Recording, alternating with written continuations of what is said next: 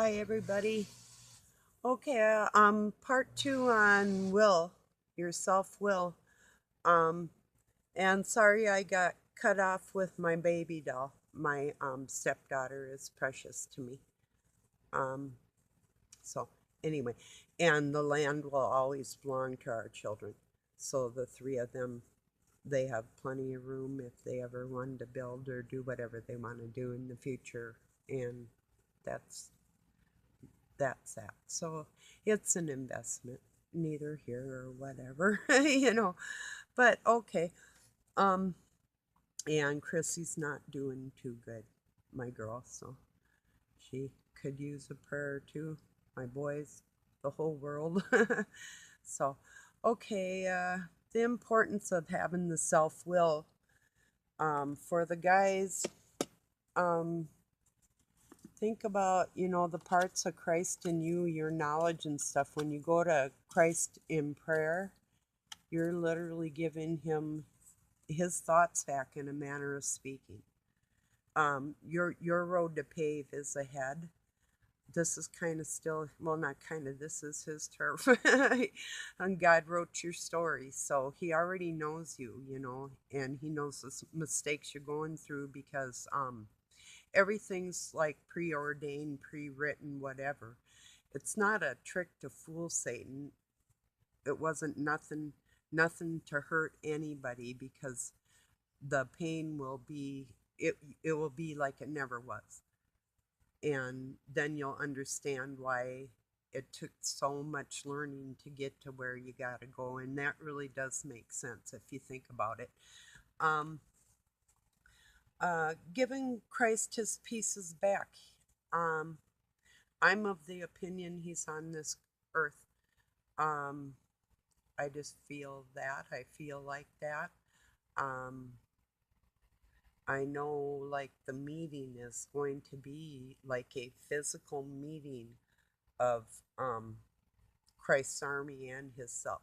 That's just, it says that in the Bible, but I wholeheartedly believe that. And giving them parts back to Christ, here's how you do it. This is how the women do it. This is how we do it. We, our self will, kind of know that you got that, but put it into God's hands and say, okay, it's a matter of how deeply are you connected to this earth? Um, do you have faith that your connection outside of yourself, you're loving, you're empathic, you're creative, your knowledge, and just your self feeling of your own biology, like you're okay with that? How much faith do you have in God saying that things will be better to let this world go? Because Christ is going to ask you, he's going to say, are you ready to go? How much do you love this world? Are you going to love being with me? Do you trust me that that's more beautiful and better in every way? Do you trust that? How attached are you to the world that Satan has diminished and had control of? And that's a big question, people. It really is. If I walked up to you right now and said, ready to go? You know, if your kid wasn't ready to go and it had to take a nap for a very long time, but still had a soul, what is it worth? Is it worth millenniums of suffering and people dying and being hurt on a split second basis that we all feel inside ourselves? Is this worth this? That's why Christ did what he did. That's why he died. And literally, the blood was taken with the DNA and made into a weapon. Um, Sounds kind of gory, but how else are you going to do it when, okay, say you got one power that doesn't quite maybe know all that is, but knows enough where they can throw a total wrench into the situation? Okay, so God says, go ahead, throw this wrench. And then, of course, he already knew his child. So this was the way to teach that. The gore of the situation goes way deeper and more explicit. You probably have had nightmares on that because we feel things. My nightmares sort of go, they have gone away, but I used to have some extreme memory slash nightmares, total post traumatic stress.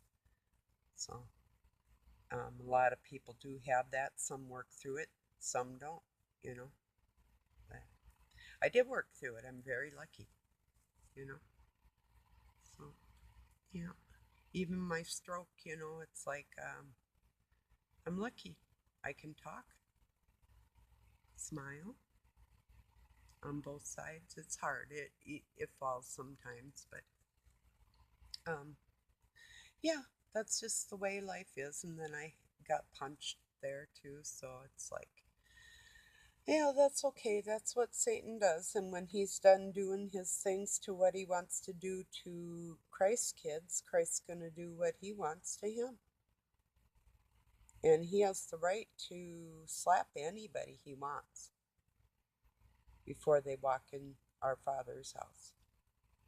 I don't think you want to get slapped by Christ, but you might. Maybe maybe you don't think somebody's strong enough to really rock your world, but yeah, I guarantee you it wouldn't be pretty, and it would be embarrassing. It would be pretty horrible in front of the whole world. And if you think that's just not a scope, think of us as in a microscope, literally a petri dish. The view that God has, just like we feel each other, he feels us like that. Everything, good and bad, he's like way ahead of the game. He made everybody, you know. There's a reason why it had to go the way it goes. And you'll know that it isn't as drastic as people put on that. Now, the death and the murders and all that, that's very drastic, unforgivable. But that's not quite where I'm going here. Today it is. Will. What will you do? Because, like, if today was the day, you always have to live like today's the day. I make my decision. Today's the day that Christ is going to judge me. What will I do? You can't say anything. What can you say? You know? Can't say anything. When somebody knows everything you do from the inside out, there's nothing you can do about that. One reason I'm down here, shit, when I get back, I don't have to be subjected to that. Nobody would. It's like you're totally on your own then. I mean, you feel people and you'll be connected, but it's not as drastic. This is drastic here because we're all learning stuff and it's heavy.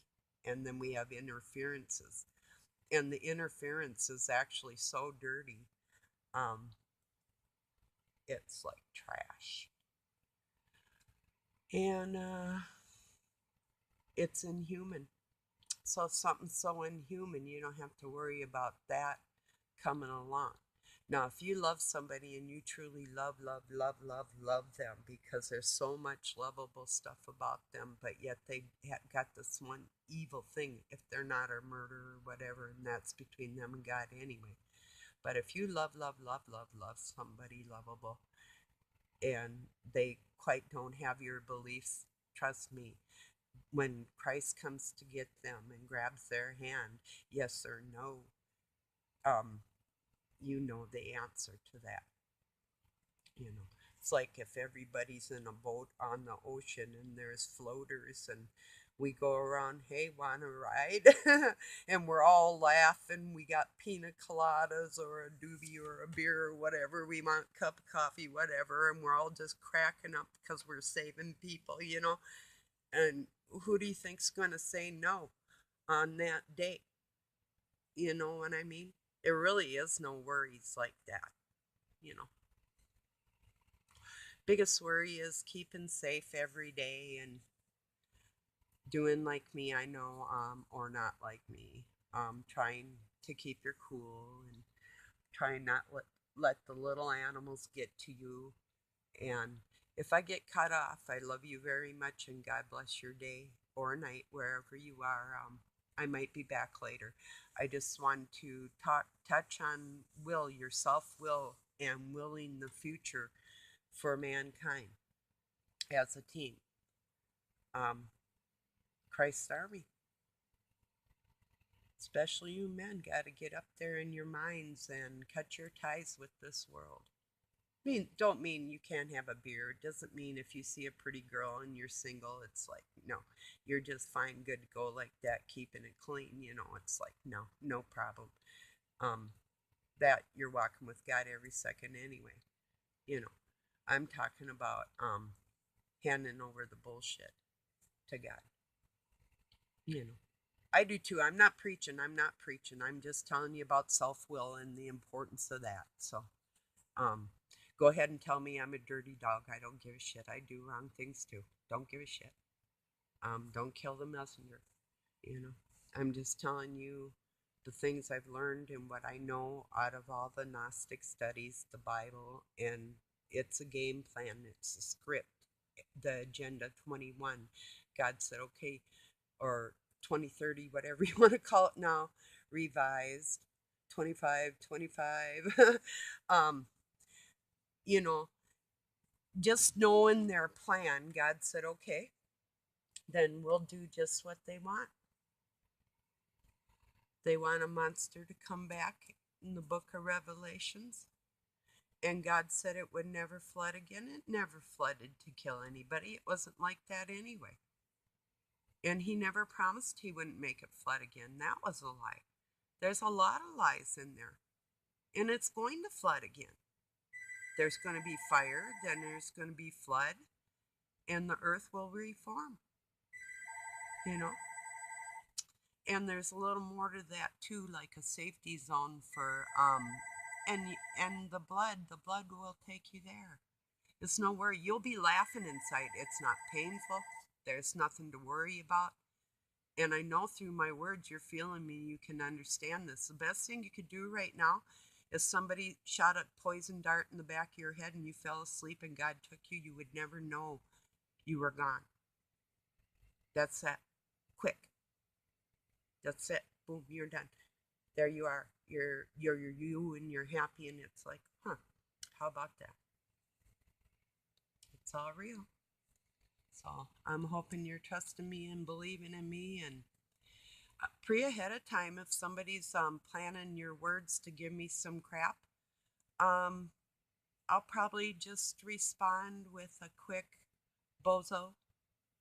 You know, that's kind of polite, but that will mark your name. I'm not going to let you write derogatory crap on my page when I'm literally helping people with people out there trying to hurt them. That's not going to go. It's not going to fly. Like I said, I'm not a minister. I'm not a counselor. I'm a friend with information.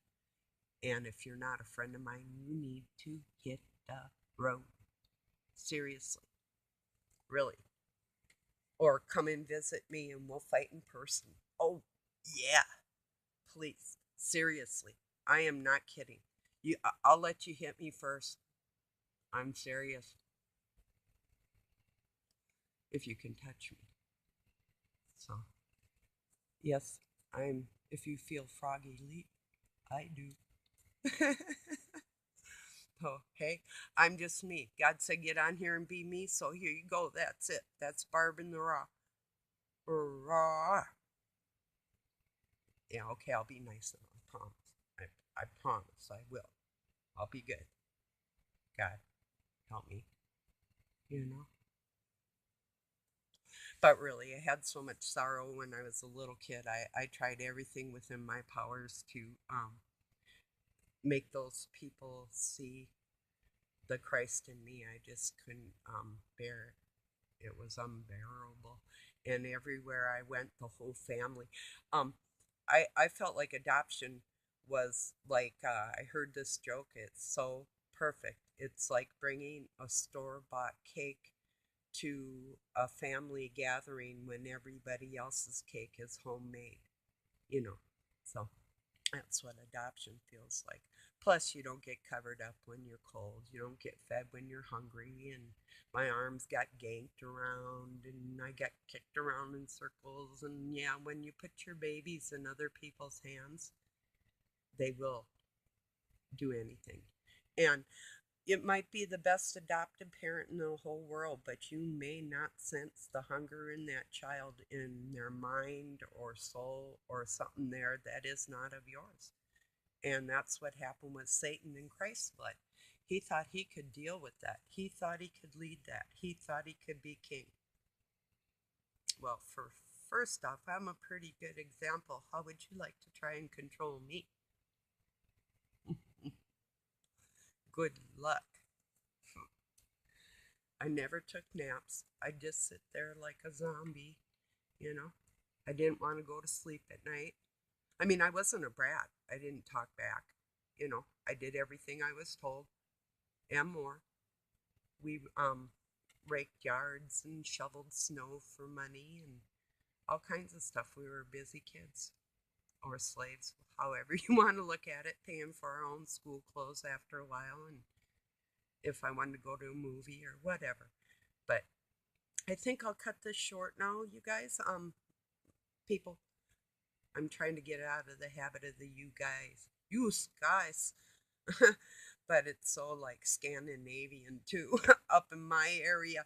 So imagine this: I'm like raised around all these blonde, blue-eyed. Don't get me wrong, my son's a blonde, blue-eyed freak. But when you're dark and you're around all these Scandinavians going, "Oh sure, yeah, you betcha," and all this, it's like, holy shit. So I got it like everything in me. So, um, even my grandpa next door, though, the good grandpa, I call him, he was French, Von Duchesne, with D-U capital S-H-A-N-E. So, Von Duchesne Sr. So, and he used to babysit me a lot. He was a plumber in Minneapolis, so he'd take me on jobs with him when I was about 4.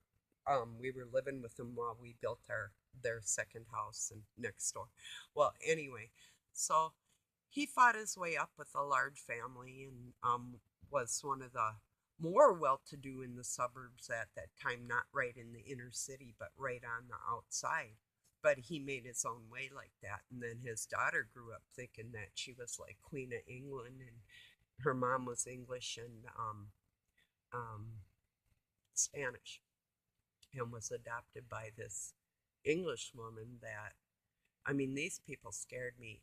Them women, I remember my grandma and great grandma, they were witches literally. And so was my mom. And these people scared me. And nothing much scares me, but they did. They wouldn't now, but when I was a baby, they did. So, anyway, but my grandpa, he was a character and he was a good grandpa. And even if people were, well, he would say, that's part of where I get saying something mean, or my dad was a lot like that, outspoken. In fact, he was downright crude, old Navy guy. But my grandpa was in the cavalry and rode horses, and we went cross country skiing together, and he took me to ride an elephant, and because I was good, I helped him clean his house, and after the relatives were there, we'd set it up and take it down, and then he'd take me